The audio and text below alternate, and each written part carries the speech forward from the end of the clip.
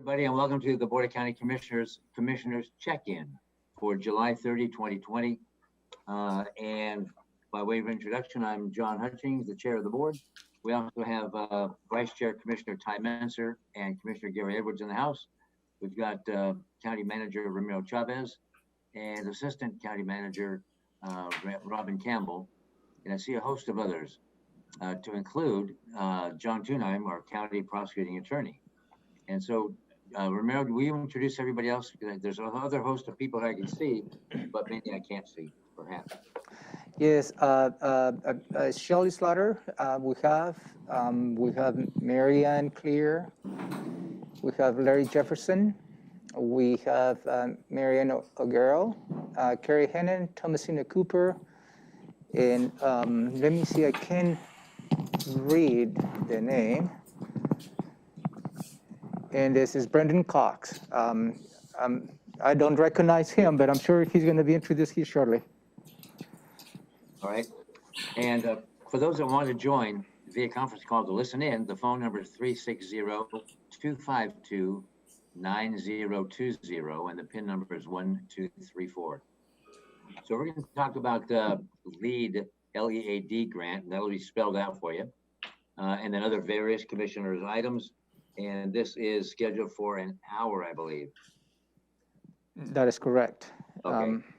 Allow me, Commissioners, this is a follow-up to the conversation you had last Tuesday, July 23rd, during your Commissioners check-in, when you had a conversation related to the LEAD grant. That will be the Law Enforcement Assistant Diversion Grant. And the county applied for this grant early in the year, and we got a word that we have been awarded $1 million with an additional match. So the total project cost for 1 year is just about 1.25 or $1.3 million. You heard last week that since the application was submitted, the grantor, in this case, changed the conditions in which how this program needed to be implemented. And there were a couple of questions on this, one of which one of the key conditions the grantor has changed was that they wanted to have an independent project manager be overseeing the implementation of this program for the next year. And this independent project manager does not need to be associated with the county. That created a couple of concerns, as you heard last week. One, related to the matching requirements, because it was intended that perhaps at some point the matching requirements will be an in-kind services if the project management of this program would have been housed within the county. And that we would have accomplished the in-kind services as required for the match. Since the conditions changed, the independent project management then creates another issue as to where the $300,000 perhaps match will come from.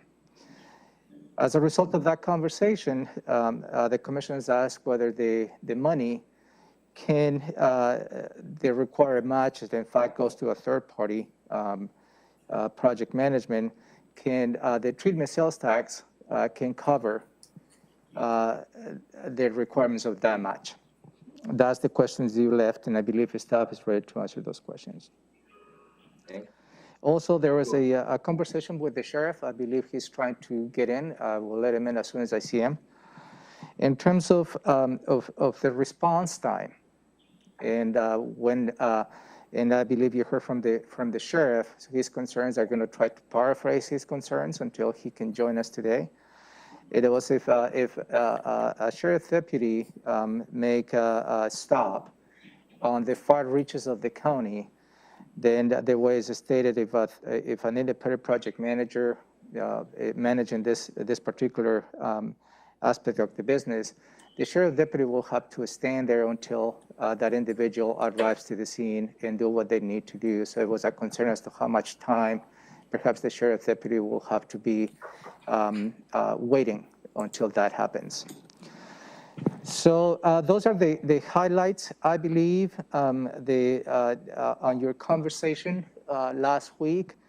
Also, there was a request that perhaps the grantor wants to have somewhat of an assurance that the county will continue to, is interested in this program and is willing to accept the grant on the conditions the grantor has put in front of us. You heard from Marianne O'Garrow last week. She was going to reach out to them. And I believe they're waiting for a response from the county, I believe, by tomorrow.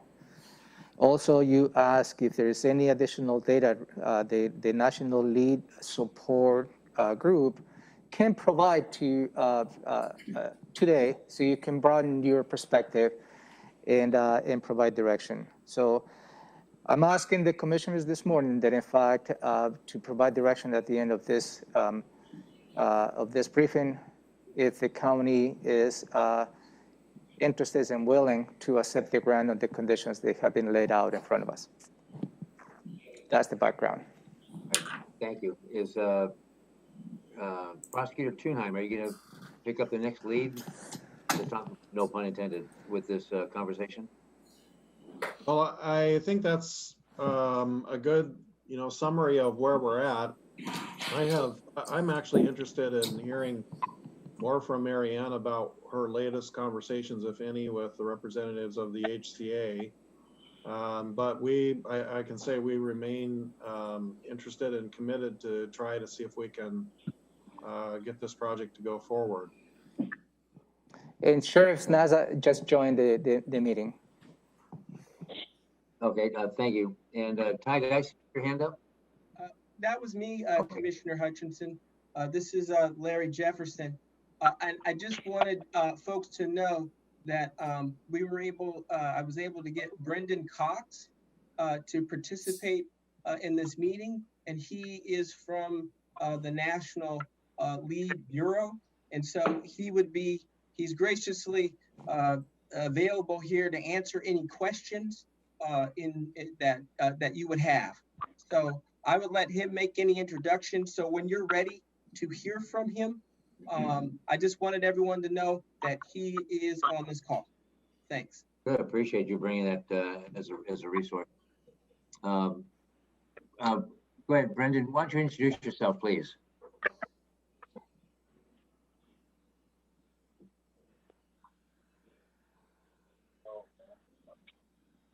Sorry about that. Took me a second to unmute. So good morning, everybody. My name is Brendan Cox. I'm the Director of Policing Strategies with the LEAD National Support Bureau. I am housed and based out of Albany, New York. I've been with the LEAD National Support Bureau since January 2017. And my job is to really help law enforcement across the country implement LEAD from the moment they're looking at LEAD to operationalize. In my previous life, I was with the Albany, New York Police Department for 23 years, and I was the chief there when we implemented LEAD back in April of 2016. That's when we ultimately went live. So I'm here today to help out any way I can, certainly with talking about how you guys implement some of the different troubleshooting, and I look forward to helping you guys out. Thank you, I would imagine, for your decades of service to your community and to law and order. And thank you for being here today. You'll be a valuable resource, I would pretty much guarantee, I would think. So who's going to take the lead now? Marianne O'Garrow, our epidemiologist. Welcome, Marianne. Thank you. So I would start with summarizing and then hoping that possibly we could hear from Carrie Hennen, because that initial question around addressing whether treatment sales tax is an option and how we might have opportunities to address the in-kind requirements. I did talk with the Healthcare Authority, as well as Larry Jefferson, as he stated, reached out to the technical assistance that we would have to address a law enforcement in-field issue.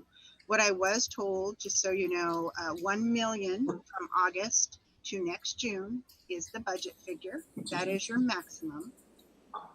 What that looks like underneath is that we need to be able to fund through contracts 6 staff persons to provide a service that is both project management, as was described earlier, but also the case management operational side of that, which is 3 case managers, a clinical supervisor, and an outreach coordinator. That in total, along with part of the budget was for client direct services, things that the participants will need. When you combine that, those costs, we can do that under within that budget, along with our indirect allowable and a few other costs. But one of the issues on the table last time was how would we potentially fund or support law enforcement agency time, which in this case, just from a conceptual standpoint, just keep in mind, year 1 of LEAD would be the sheriff's office plus. We hope to have a couple other law enforcement agencies participate if possible in a launch. And so within the budget we have from direct grant funds, I don't have a way to get that in there and have the money that is needed to support the clients and provide the staffing required. So I looked at that. We absolutely can see the benefit of doing some kind of contract agreement with law enforcement agencies who participate to address some of the costs. I can't get that figure higher at this time. And if we cut other places, it would directly affect the success from a different side, which is on the participant side, and what they have access to make it possible for them to be successful. So hopefully that can at least provide some framework, and then possibly Carrie could talk about that very specific question that you had last time, which is what's the role or possibility for treatment sales tax? All right, Carrie, welcome. Good morning. Carrie Hennen, treatment sales tax. So I feel like I'm picking up a little bit in the middle of the conversation. I think if the question is whether LEAD match would be eligible for TST, I think most activities would be. I think this population is kind of the core focus of TST, but I think, as always, the devil is in that detail. So I would, we would need to have further conversation about exactly what the activity is. I also was a little unclear whether this would be new funding or sort of trying to count existing TST funded activities as match. I do think some LEAD participants may kind of have incidental contact with existing TST funded programs. I doubt that's going to add up to anywhere close to $300,000 because most TST is in the jail or in the treatment courts, which is what we're trying to keep LEAD participants out of. I think there's a couple programs that participants might have contact with that could be counted toward match. One thought that TST does pay for prosecuting attorneys' time in reviewing case eligibility for treatment courts. Whether any of that, and for kind of screening in general on the front end, whether any of that could be counted as match as these cases get referred through the prosecuting attorney's office might be a possibility. And then kind of whether there is room in the TST budget is really a question back to the commissioners. So if to the extent that the grant period is August of this year through June of next year, I expect to have significant underspending this year for all kinds of reasons, COVID being a big reason, some program suspensions, et cetera. So the board could choose to reallocate some of that budget toward another LEAD related use. that is totally possible. And then obviously that money isn't available for other uses in the future. If there's a new ask to TST for the future, that gets swept up in the regular budget process. And again, is a board decision. Am I answering the question? I'm not, having not been here last week, I wasn't exactly positive what the question is. So I'll start with that and you can ask more questions. Okay. Hutch? Well, hang on just a second, Okay. Gary. I want to recognize the sheriff, our county sheriff, John Snaza. I understand he's on the phone or we somewhere, but I want to give him a chance to speak. You there, Sheriff? Yes. Yes, sir, I'm here. Okay, do you have anything to add yet, introductory wise to the conversation? Not introductory wise. I just, obviously we've been talking about how this would be implemented, and, you know, obviously my big concerns and is the response times and the safety of the people responding, and locations of where they want me to respond to, and the length of contacts and the length of my deputies are with these individuals. And obviously that's a big concern, and that's why the recommendation by me was our jail, because it's a location that's safe for all. And so coming up with monies to pay for another location, or having people on call 24/7, or what that looks like within a 2-hour response time, I'm just letting it be known. And I have let the others know that 2 hours waiting for a responder is way too long. And so those are my concerns with the LEAD, the way that they didn't like our idea with the jail. And so I just want to make it clear that my concern is obviously the safety of the individuals coming out to take over the scene and introduce that individual into the LEAD program, and what are my deputies' duties and responsibilities in between time and length of time. And, you know, we can talk about being out in Yokota, or we can talk about being out in Clearwood, or we can talk about being out at Summit Lake, or, you know, Steamboat Island Road. But I mean, those are long response times for individuals to have to come out, find us, and then to be able to introduce them into the LEAD program, and when in the middle of the night. So those are my concerns. And I'm fearful that if I have a couple incidents where my deputies are waiting long periods of time, that this program will not be successful. And I want it to be successful. I want it to benefit the community. I just don't want us to. Anyway, that's enough said right now. Thank you, Sheriff. I've noted your concerns, your fears and such, but do you see benefits to LEAD? Hutch? Hang on, I got the sheriff answering your question. I do see a benefit to LEAD, and that's why I'm supportive of it. It's just the direction of how people are going to be telling us how to do LEAD that don't live in our community, and are telling us what law enforcement is supposed to do, how to do it. And I know that Mr. Cox is, you know, being a chief, he knows the importance of this success of this program, and the response times are very important in the interaction with law enforcement and the people responding, and the timeliness of it. So I'll just leave it at that. But it is an important program.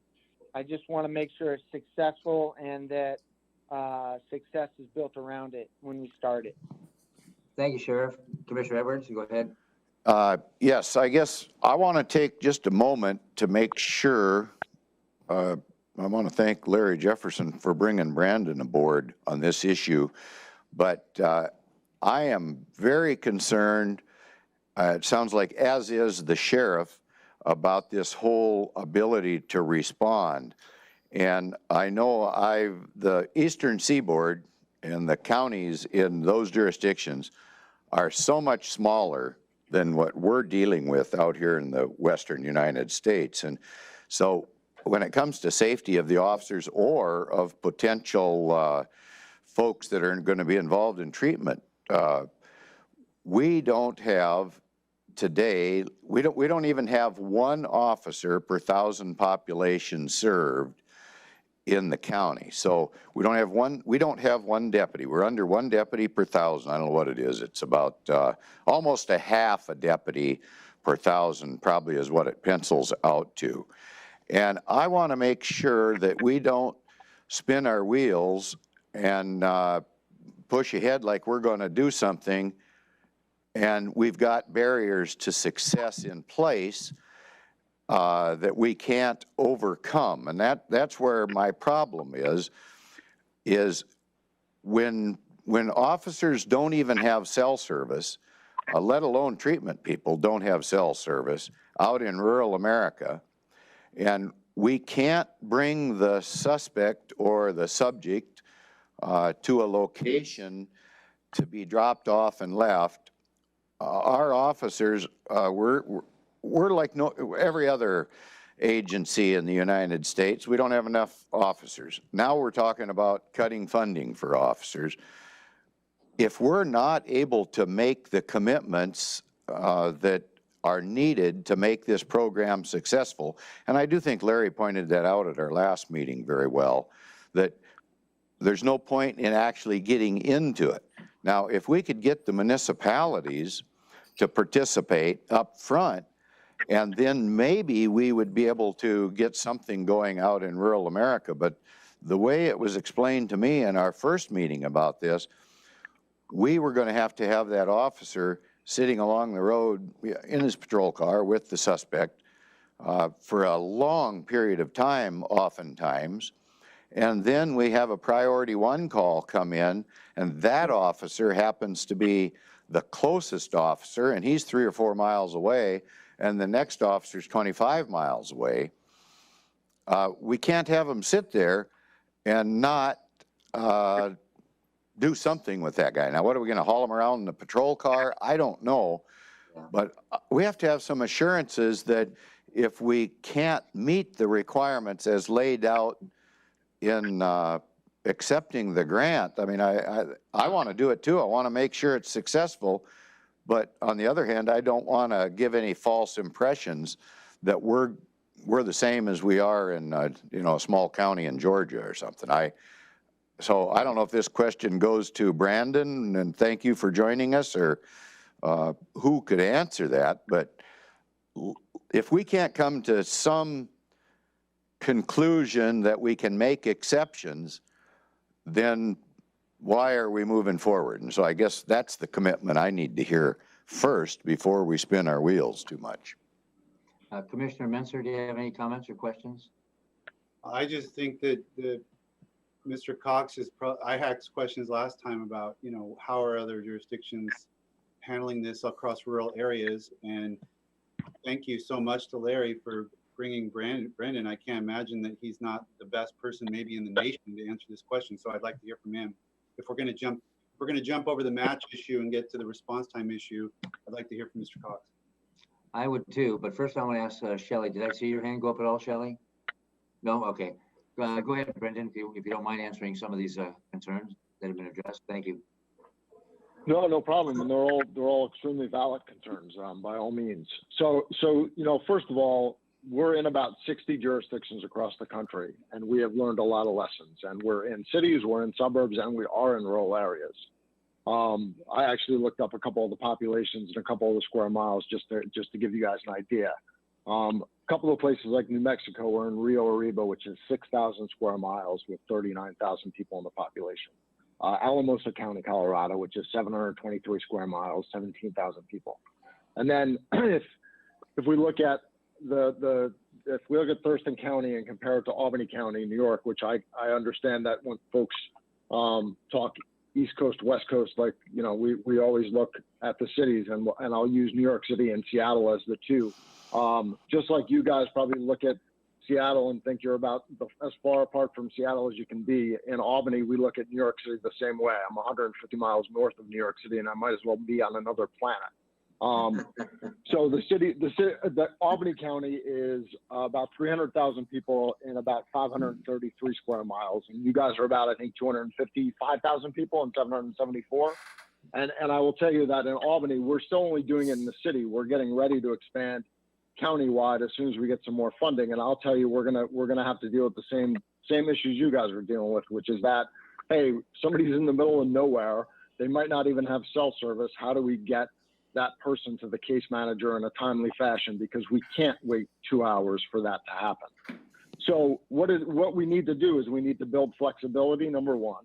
And number two, we need to recognize that we might not be able to do 24/7 access, at least not to start out. It might need to be built in. And I will tell you that the majority of, in fact, every site across the country, no matter if they're the second largest city in the country in Los Angeles, or they're Monte Vista, Colorado, or Rio Arriba, New Mexico, aren't starting off 24/7, because there's this recognition that we will fail if we try to do this all the way, and we expect that we're going to get that perfect response, because the sheriff, you're right.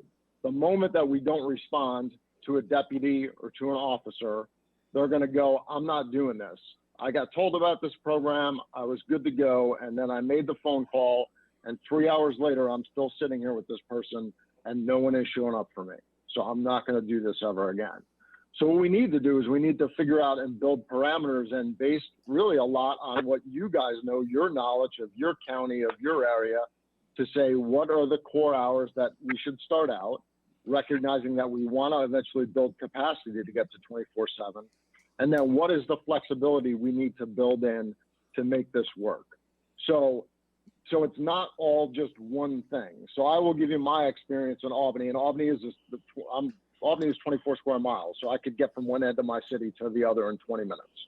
But we originally started out in the city of Albany with saying, you transport the person to the station and the case manager meets you at one of the stations to pick the person up. And that was taking about 2 hours. And thankfully, from management, we didn't want that to happen, but thankfully the officers recognized that that was ridiculous. So we built flexibility, and we gave the officers the ability to say, if they're in a good spot and they can have the case manager meet them at that location of incident, they do that. If they're not in a good spot and there is a concern, whether it's because of the person they're going to divert away, because they're still not sure if this is a person they should leave alone with the case manager, they can do it at the station. Or if it's a case where they're like, you know what, I'm going to get this person a cup of coffee and continue to talk to them, and I'm going to tell the case manager to meet me at Dunkin' Donuts, or for you guys at Starbucks, we're going to go there, and that's where I'm going to have the case manager meet us, and we're going to figure that out. So it's about building some flexibility about where that meet is going to be with the case manager. But one of the other lessons we've really learned with rural areas is that social contact referrals play a bigger part. And they play a bigger part because usually, and not that in cities we don't know the folks that need help, but in rural areas, the deputies really know who needs help. And they really know, like, hey, if we could get these 5 people enrolled in LEAD, we're going to be like way better off in these towns and villages. So many times, because the way social contact referrals can be pre-planned, the case managers are able to work with the deputies to be able to go out and do those warm handoffs, because we do still think warm handoffs should happen if possible on a social contact referral. They're pre-planned. So a deputy can be like, hey, can you meet me tomorrow at 10 o'clock in the morning? We're going to knock on this door and see if we can get Brendan into LEAD. They're able to do that in a pre-planned fashion. So that way they're not at 2 o'clock in the morning trying to get a hold of somebody to do that diversion off of an arrest diversion where it's in the middle of the night and you are stuck with all those different issues.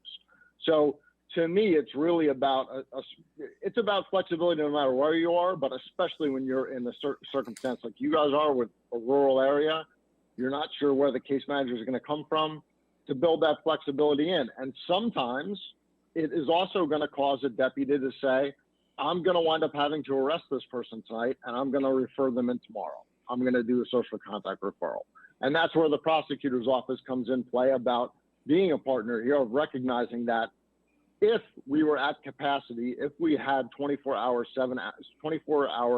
7-day access to LEAD, this person wouldn't have gotten arrested. So we're going to work our magic on our back end, recognizing that prosecutors have discretion as well. And we're going to recognize that we're going to hold that case or we're going to dismiss it based on whatever we're going to do. So it's really the group working flexibly, the group recognizing that there's better ways to do this, and just realizing that we are still an imperfect system. And LEAD is not going to fix all of the pieces, but it's going to get us to all communicate and recognize we can do things differently.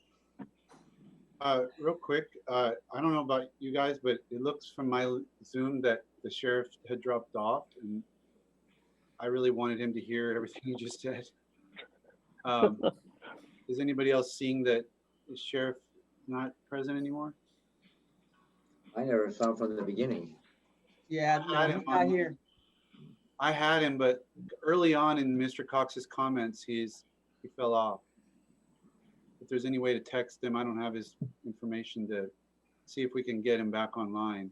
That was critical information. Right there. I just heard him a minute ago on there. Yeah, you're on, John?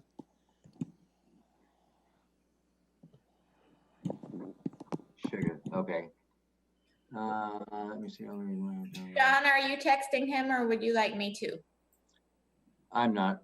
So would somebody text him? I just sent him a text to see if he could get back on the call. Sheriff Naza just texted me stating that he has another meeting and that he will catch up with me later. Okay. So And I'm more than willing to, if somebody wants to just connect me directly to the sheriff, I'm more than willing to talk to the sheriff as well. If he wants to just call me, that's fine as well. okay. I have a question. I understand conceptually what we're looking at, and I'm supportive of it. Because I know what we've done in the past. I know we've done in the decades in the city of Olympia, and so with diverting folks from jail, pre-booking and even post. But my question is, what kind of timeline are we under right now to give a decision? And if it is a thumbs up and we're moving forward, what kind of commitments are forced? I don't mean forced like a gun to our head, but what kind of commitment are we under for the spending, for the funding, for the program? And I don't know who's best to answer that. Should I go ahead? Yeah. And try and see. So we need to make a decision, really, because the money is something they've been holding for us. They'd like to contract with us. We were initially notified in March. COVID-19 has impacted a lot of things, but they agreed to tomorrow, and we've been going back and forth. And so obviously I can ask anything you want and I will ask anything you want. I do think we do need to settle this for a range of reasons, because if we'd like to implement something, if you would like to go back even and say, I know you told us this, but we heard from Brandon and we want to propose this, 1, 2, 3, take it or leave it. This is what we can do in Thurston County, and let them have that final, like, no, we can't live with that. That's fine. But I do think we need to come to that point, because to be able to get people on board, get the program going, doing things, the more time that passes makes it very difficult to show progress during your funding year. And that's, it's a very hard decision. So I will take back anything you want. If you want me to ask for more time, I will. If you want to say we can do that, I heard in my mind, I heard a 1, 2, 3 approach to addressing some of this. We can do that. But I would really hope you can decide whether this is right for you or not now.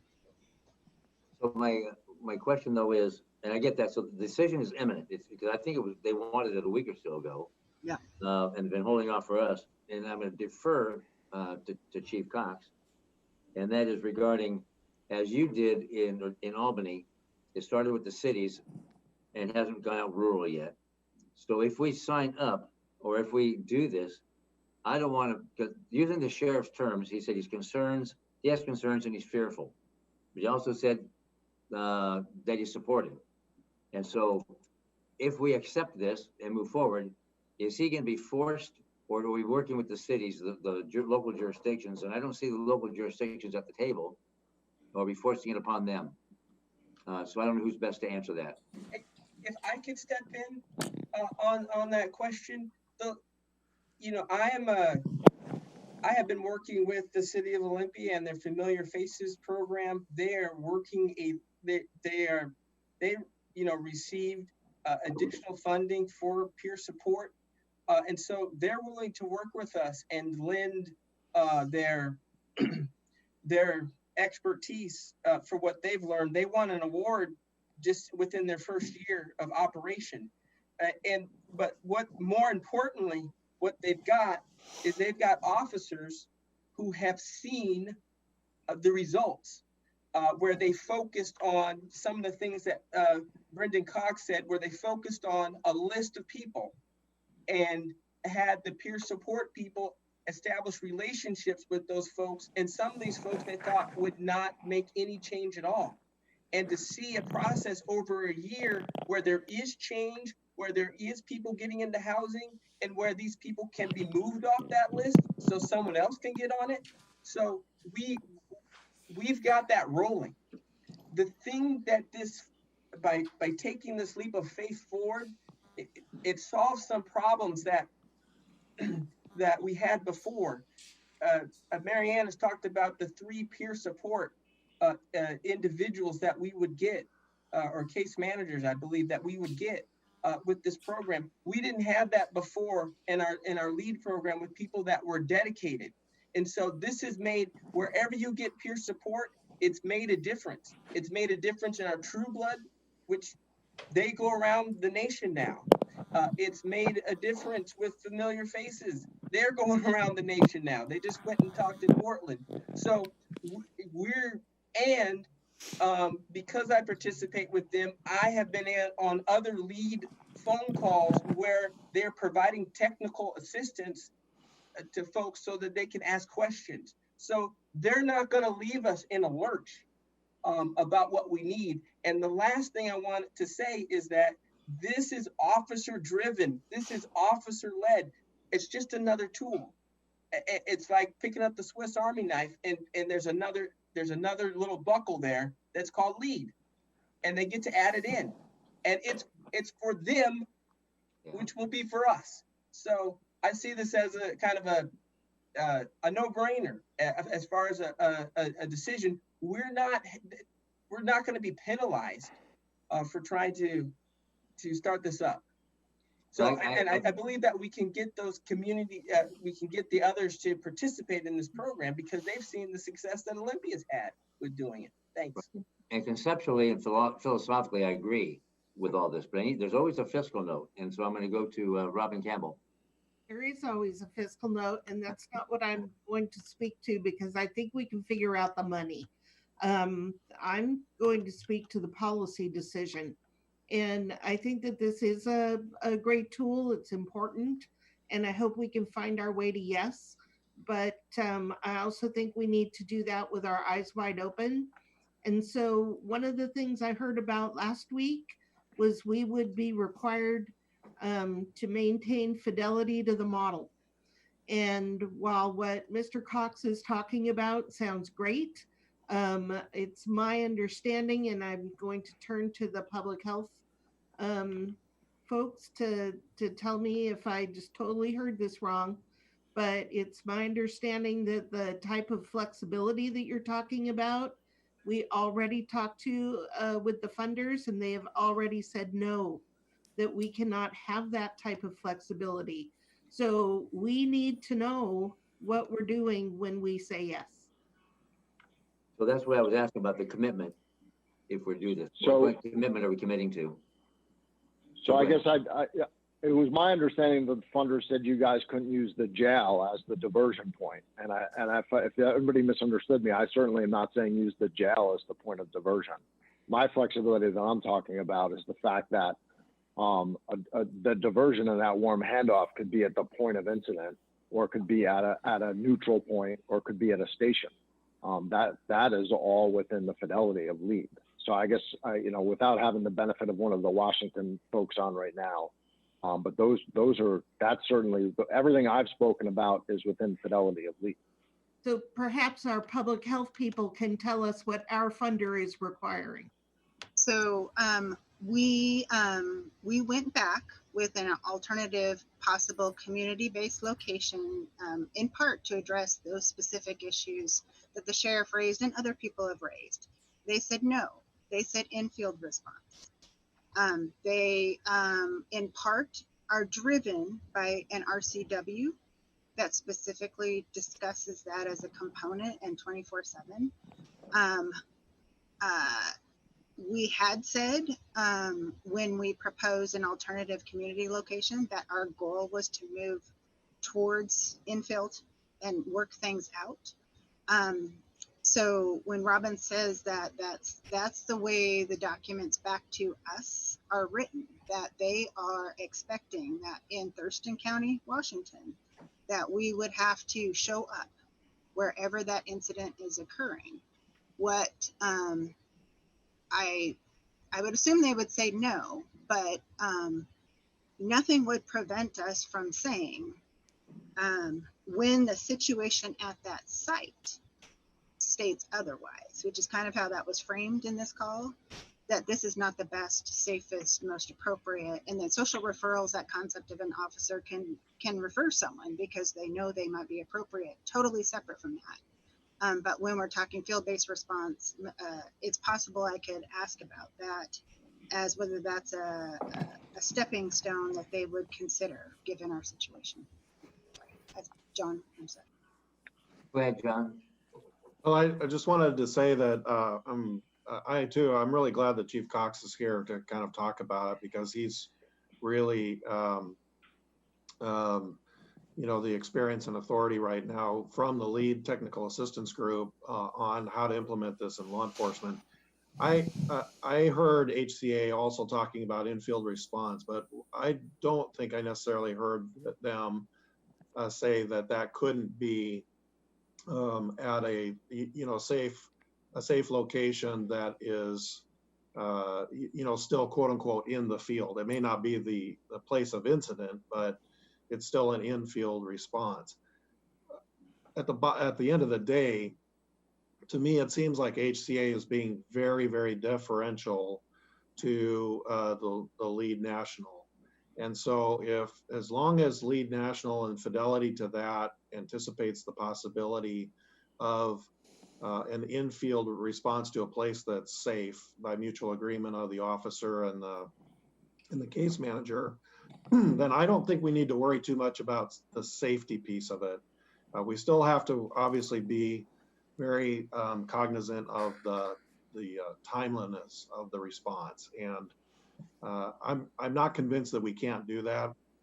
I think we can do that, and I think we can, we can find a path forward to make that happen. And it's a breath of fresh air, frankly, to have Chief Cox here to really talk about this from a law enforcement perspective, because everything he said I agree with, and it actually has given me significant hope that we can accomplish it in this county.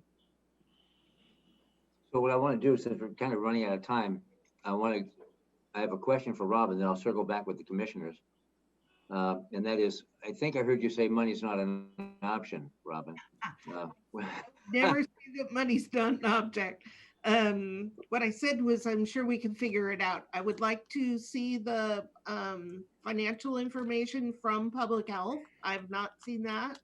And I would like an opportunity to talk to Sheriff Snaza about what it is that the sheriff's office will need to make sure that we can meet that. But what I said was, I'm sure we can find a way to make the funding work. So, okay, and my question is, I'm supportive and still former law enforcement as well. I'm concerned with the sheriff's concerns, but we don't have to start with the sheriff.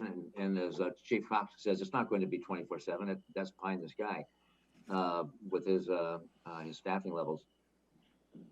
But my concern is if we start down this road, one or two things are going to happen. It's going to be the greatest template now for America, or it's gonna fall flat. And what happens if it falls flat?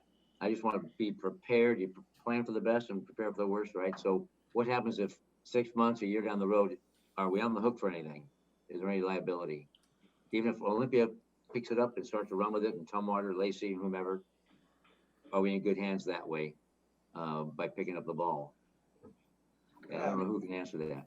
There Robin? are performance criteria. Do we have to meet certain performance, and is the pay of the grant performance based?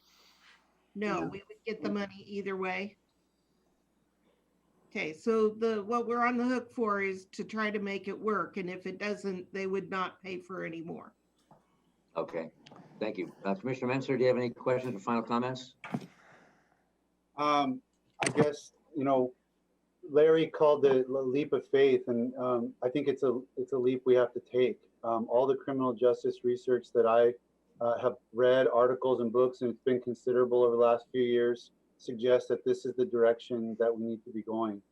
And we've got money from the state to provide a real properly staffed program that I think will be successful. I was concerned about the things the sheriff mentioned.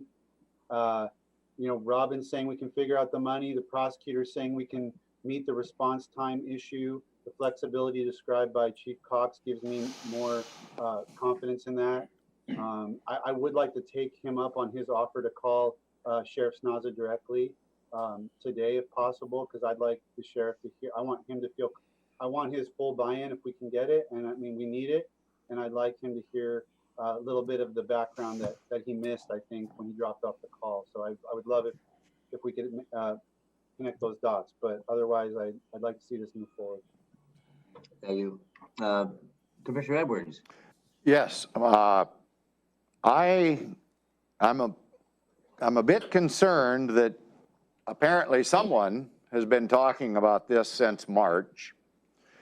And yes, we did have the COVID situation that kicked in about then that we are still dealing with. But for the life of me, I don't understand why the municipal entities in Thurston County haven't been at the table right along with this whole thing, because based on the restrictions that I'm hearing, the chief said, that we've got some flexibility, even to the point that, well, if we can't get anybody, we can put them in jail and then work with the prosecutor the following day, possibly. So there's a lot of possibilities here that it would work, but it bothers me that we went through this a few years ago and it didn't seem to work, and that was starting off with the police departments, the local municipalities here. So I don't understand, we've had this long lapse of time now since March, and then here we are again in the last 10 minutes of a meeting trying to make a decision over a lot of things. It's financial, yes, but it also has the potential of affecting a lot of lives, hopefully to the better. And we're under the gun, we got to do it today. I don't buy into that type of decision making. I just can't go there without hearing that we really do have some flexibility. Maybe when we put application in, if we put in there all the concerns that the sheriff or the board had, and then they buy off on it and say, yeah, we recognize that you've got the lowest number of officers in the whole darn state of Washington per population served, and we still recognize that we're going to go ahead with this. I don't understand why we don't have buy-in from the municipal partners that are obviously going to be the best beneficiaries on this whole thing. So I'm not sold on it without hearing we have some flexibility, that's all. I see the prosecutor's got his hand up. Prosecutor, and then I'll have my comments and I'll turn it over to Romero. So I just wanted to respond to a couple of Commissioner Edwards' concerns that he expressed there.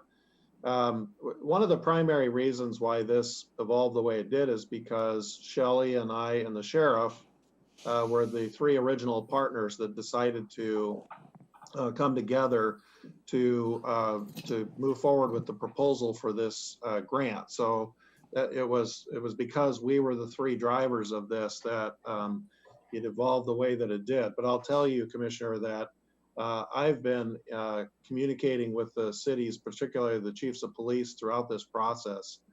And I know that they are very interested in participating. And so I wouldn't say we don't have the buy-in. They're not at the table to make the decision, quote unquote, that like we are trying to do, because it would be a county grant. So it's a county decision. But they are very much at the table in terms of working with us to make this work within their jurisdictions. Olympia has expressed, as Larry, I think, alluded to earlier, a significant interest in kind of working collaboratively with their Friendly Faces program. Tumwater and Lacey are very interested in utilizing the program. So I actually still have a vision that this is countywide to all of the law enforcement departments. Thank you, John. I would just weigh in saying the last time that LEAD was tried or attempted, since that time, we've had increasing conversations with Disability Rights of Washington. And because of COVID, there's been a lot of financial issues that need to be dealt with. In that the community, there's quite a bit of community pressure on jail population and diversion. We have a new Olympia police chief, an interim police chief, who has a different philosophy somewhat of the previous police chief. And the sheriff said he was supportive, but he had got concerns, and the same concerns I share, and we're being offered grant money for this. So for those reasons, I'm comfortable with moving on. I don't feel pressured at all or rushed. We've been talking about this for some time, but I'm willing to make that leap of faith and give it a shot. So I'm going to turn it over to Romero, please. Thank you, Commissioner. And in terms of the process, a little bit of perspective. What the board may decide today is provide direction. There is going to be a couple more steps because then we get into negotiating the contract. And then you formally have to accept the terms of the contract at a formal Board of County Commissioners meeting and an AIS. That's going to have to come at a later date. So at this point, you're not committing to the contract. You're committed to move forward within the process. And I believe at that point, it will give enough time to perhaps to Chief Cox reach out to the sheriff and maybe John Twinham to reach out to the sheriff and start having those conversations.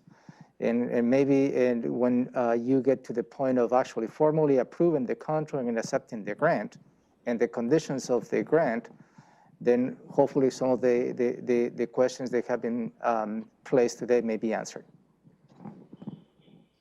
All right, thank you.